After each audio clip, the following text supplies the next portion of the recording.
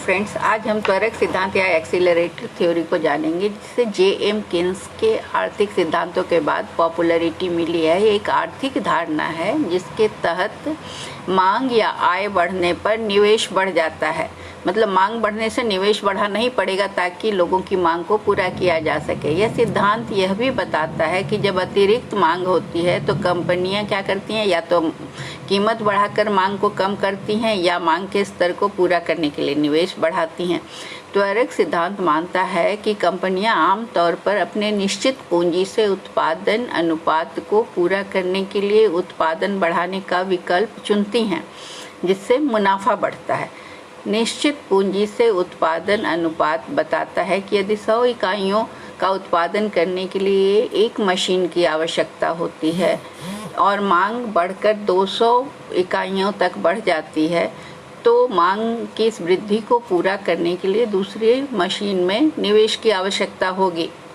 तो त्वरक सिद्धांत के विरुद्ध बात करने वाले कहते हैं कि यह मूल्य नियंत्रण के माध्यम से मांग के नियंत्रण की सभी संभावनाओं को समाप्त कर देता है। नई मशीन को लाने से मूल्य नियंत्रण की संभावना खत्म हो जाती है, उनका मानना है। तो इस सिद्धांत की व्याख्या आमतौर पर नई आर्थिक नीतियों को स्थापित करने के लिए की जाती है। इसका उदाहरण है कि त्वरक सिद्धांत का उपयोग यह निर्धारित करने के लिए किया जा सकता है कि क्या उपभोक्ताओं के लिए अधिक डिस्पोजेबल आय उत्पन्न करने के लिए कर कटौती शुरू किया जाए। मतलब अधिक आय उनके हाथ में हो खर्च करने के लिए, जिसे हम डिस्पोजेबल आय कहते हैं, तो उसे बढ़ाने के लिए क्या कर में कटौती शुरू किया जाए। ऐसे उपभोक्ता जो अधिक उत्पादों की मांग करेंगे, अगर कर कटौती होगी तो व्यवसायों के लिए कर कटौती बेहतर होगा, जो विस्तार और विकास के लिए अतिरिक्त पूंजी का उपयोग कर सकेंगे। तो त्वरक सिद्धांत का उदाहरण हम एक लेते हैं कि एक ऐसे उद्योग पर विचार करें जहां मांग लगातार मजबूत और तीव्र गति से बढ़ रही है।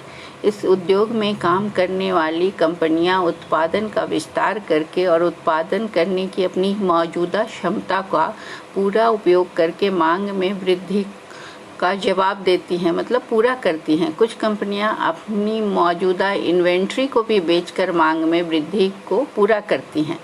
तो यदि यह क्या बताता है कि अगर कोई स्पष्ट संकेत हो कि मांग का यह उच्च स्तर लगातार बना रहेगा, तो किसी उद्योग में एक कंपनी पूंजीगत वस्तुओं जैसे उपकरण, प्रौद्योगिकी या कारखानों पर व्यय को और बढ़ाने का विकल्प चुनेगी, क्योंकि उसे उम्मीद है कि ये लगातार मांग बढ़ती जाएगी, तो उत्पादन क्षमता इस तरह से बढ़ेगी। इस प्रकार पूंजीगत वस्तुओं की मांग कंपनी के द्वारा आपूर्ति किए जा रहे उत्पादों की बढ़ती मांग से प्रेरित होती है। तो इसे हम रिपल इफेक्ट से समझते हैं, जिसे हिंदी में तरंग प्रभाव कहते हैं। तरंग प्रभाव एक ऐसी स्थिति होती है जिसमें जब एक चीज़ घटित होने लगती है तो उसका सीधा प्रभाव अन्य स्थितियों पर पड़ता है और यह सिलसिला चलता ही रहता है।